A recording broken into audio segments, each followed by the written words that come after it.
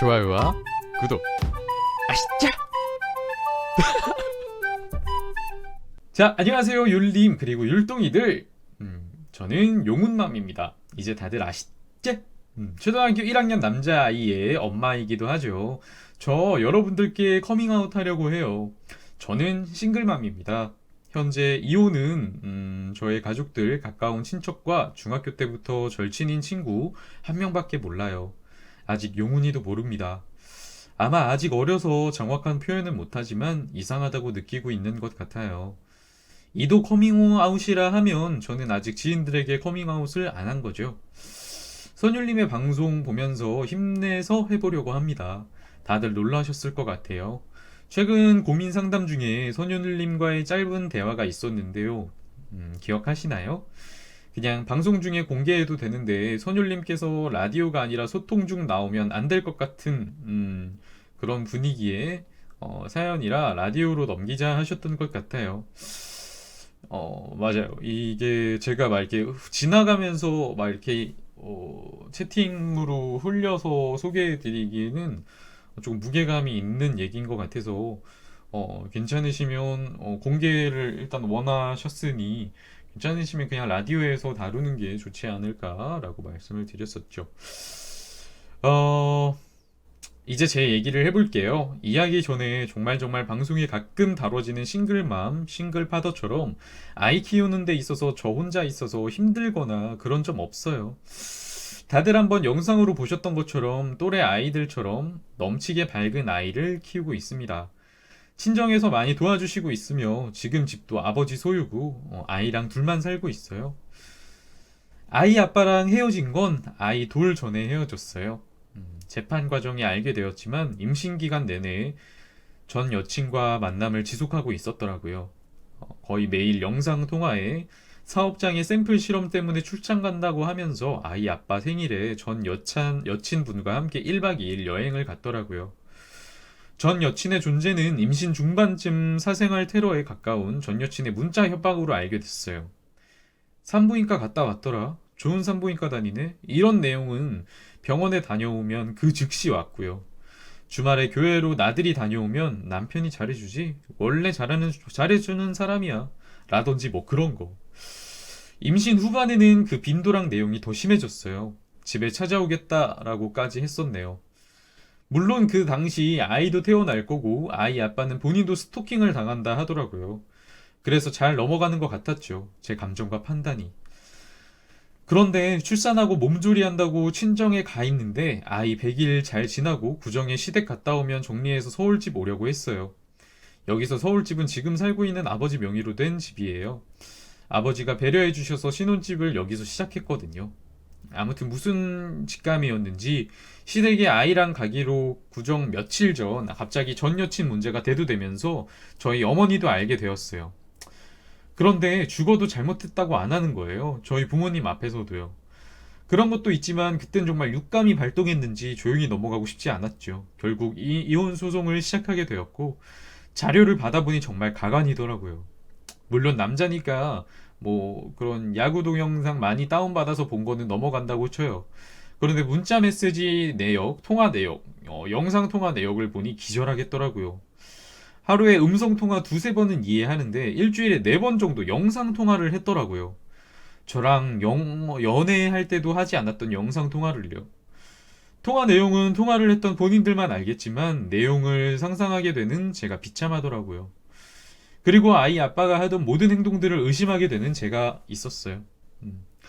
그래서 돌 전에 이혼 재판 끝내고 돌 지나서 이혼 결정이 나서 아이 아빠랑 그 전 여친한테 위자료 받고 헤어졌습니다. 사실 이번 사연이 두 번째인데 누락돼서 다시 보냈어요. 처음 보내게 된 건 율동이들의 여러 사연들을 들으면서 저도 고민을 나누고 용기도 얻어가고 싶어서 보냈었어요. 선율님과 율동이님들의 의견을 가장 듣고 싶은 건 아이에게 얼굴도 한번 마주하지 못한 아빠랑 떨어져 사는 이유가 일 때문이 아니라 엄마랑 서로 안 좋게 되었고 그래서 같이 살지 않는다는 사실에 대해 아이에게 어찌 전달해줘야 할까입니다. 이런 문제는 사실 여러분께 신뢰가 될 수도 있다 생각했는데요. 아이가 여자아이였으면 안 보냈을 텐데, 남자아이인지라 저랑 너무 달라서 어떻게 아이가 받아들일지 몰라서요. 다들 남자분들이라 고심 끝에 여러분들의 의견을 받아보려고 해요. 지금 당장 아이에게 말해줄 수 있는 문제인 건 알아요. 아이가 이제 초등학교 1학년이기도 하고요. 그런데 점점 학교 생활이 이어지면서 아빠라는 이슈가 종종 나오게 되니 아이가 궁금해하고 이야기하고 싶어 하는 것 같은데 서로 꺼내서 이야기가 안 되고 있어요. 이 문제만 아니면 경제적 상황이나 이런 건 걱정 안 하셔도 돼요. 아이 대학까지 원하는 거 할 정도의 경제력은 되거든요. 아빠에 대한 이슈만 아니면 정말 아이에게 최선을 다하고 있습니다. 초등 입학 전까지 저의 부모님과 같이 생활하며 구김 없이 잘 키웠어요. 현재 저는 이 문제에 대해 계속 숨기기만 해서는 안 된다고 생각은 하는데 아이가 커가면서 저에 대해 반항심 같은 게 생길까봐 걱정도 되거든요. 어떻게 전달하고 아이가 잘 받아들이게 해야 할까요? 그리고 아이가 4, 5살 되던 무렵 아빠를 보고 싶어 하길래 아이 아빠였던 사람한테 연락을 해봤지만 아이가 혼자 만날 수 있고 판단할 수 있을 때 만나겠다는 답변만 들었답니다. 지금까지 긴 사연 읽어주시고 들어주셔서 감사합니다. 라고 우리 용훈맘님께서 다소 가볍진 않은 사연을 보내주셨어요.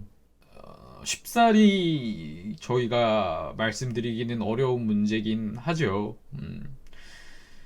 어, 일단 너무 앞으로도 더 고생을 하셔야 되겠지만 정말 고생 많으셨고 수고 많으셨다는 얘기 꼭 거해드리고 싶어요. 정말 그런 환경 가운데서도 정말 우리 용훈이는 너무 티 없이 밝게 너무 예쁘게 잘 자라줬고 그거는 정말 용훈맘님의 어떤 사랑의 힘이었다 생각이 들어요. 얼마나 부단하게 노력하셨을지 제가 가까이서 보지는 못했지만 보지 못했어도 느껴져요. 지금 용훈이의 모습을 보면은 굉장히 부단한 노력이 있으셨을 거란 생각이 들고 감히 말씀드릴 건데 지금 우리 토아님 얘기도 그렇고 인수님 말도 그렇고 이 문제에 있어서는 저희는 거의 이제 미혼인 사람들이고 그런 문제들에 대해서 어떻게 접근하는 게 솔직히 쉽지만은 않은 것 같아요.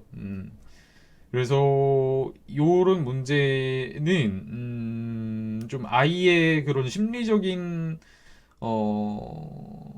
심리적으로 입게 될 데미지도 생각을 하셔야 하기 때문에 조금 전문적인 도움이 저는 필요하리라 생각이 들어요. 생각보다 근데 여러분들 생각보다 아무리 어린 나이라 하더라도 어, 각각 개인의 그런 사고를 할 수가 있고 인격체이기 때문에 어느 정도 그러니까 아예 모르리라고는 생각이 안 돼요. 생각보다 어, 빠른 어린 나이에 모든 것에 대해서 판단을 하고 모든 것에 대해서 느끼게 되더라고요. 그리고 요즘에는 더더욱이 사춘기도 더 빨리 올 테고 해서 이런 부분에 있어서는 이제 슬슬 조금 전문가의 조언을 구해야 할 단계라고 생각을 해요. 이제 우리 요것맘님 말 맞다나 이제 학교에만 가도 친구들이랑 얘기할 때만 해도 예전 같지는 않겠죠. 지금은 예전보다는 막 그렇게 뭐 그런 뭐라 그래야 되지? 뭐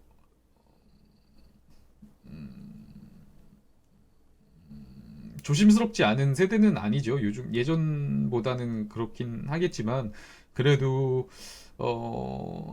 시간이 지남에 따라 뭐 친구들과 지내면서 아버지의 부재에 대해서 우리 용훈이도 점점 더 심하게 자각하는 날들이 올 것 같단 말이죠. 또래 친구들이랑 이렇게 음, 지내면서 얘기를 나누면서 그 얘기도 분명히 나올 일들이 있을 거예요. 그럴 때마다 이제 용훈이가 받을 그런 어떤 심적인 부담에 대해서 어, 이제는 슬슬 이렇게 터치를 해 주셔야 될, 그러니까 어루만져 주셔야 할 때가 된 것 같아요. 사실 아이한테 터놓고 얘기하는 걸 저희 부모님이 안 좋아하시네요. 공동 양육자셨거든요. 그리고 아이 아빠였던 사람한테 받았던 상처들은 음, 음, 아직 아물지 않으셨는지 만나게 하는 것도 엄청 반대하시거든요. 어, 그 아버지를 만나게, 전 남편분을 이렇게 만나게 하는 문제에 있어서는 저는 용훈이의 의사가 가장 중요하다고 생각이 돼요. 그리고 이거는 굉장히 조심스러운 접근인데, 음, 시간이 지나고 용훈이도 언젠가는 그런 모든 사실에 대해서 알게 되겠죠. 언젠가는 알게 될 건데, 그러니까 아버지의 이제 부재를 말씀하시게 될 때 저는 글쎄, 저는 가감 없이 숨김 없이 말했으면 좋겠다라고 생각하는 입장이긴 해요. 아무튼 그런 모든 일들을 이제 용훈이한테 얘기를 했을 때 용훈이도 스스로의 생각이 있는 친구이기 때문에 어, 그렇다 하더라도 뭐 보고 싶을 수도 있고 한 번은 그래서 그 부분에 있어서는 용훈이의 의견이 가장 저는 우선시 되어야 한다고 생각해요. 음. 그리고 지금 같은 경우는 다행히도 염치가 있는 건지 없는지 모르겠는데 전 남편 쪽에서 아이가 조금 더 이렇게 성장했을 때 만나고 싶다라고 얘기를 했으니 지금이야 뭐 그렇다 치는데 어, 시간이 지나면 지날수록 아마 좀 부딪히는 부분들이 더 많을 것 같아요. 용은맘님. 그래서 지금은 당장은 고민이 많이 되실 거고 여기서는 저희가 어떻게 쉽게 섣불리 말씀드리기가 너무 어렵기 때문에 이 문제에 있어서는 어떤 전문가의 좀 도움이 필요할 것 같아요. 그리고 무조건 이제 용훈이의 심리 상담과 같이 이루어져야 할 문제라고 생각이 들어요. 그러니까 모든 포커스는 어, 용훈이에게 맞춰야 하는 건 맞지만 어, 우리 용훈맘님 스스로도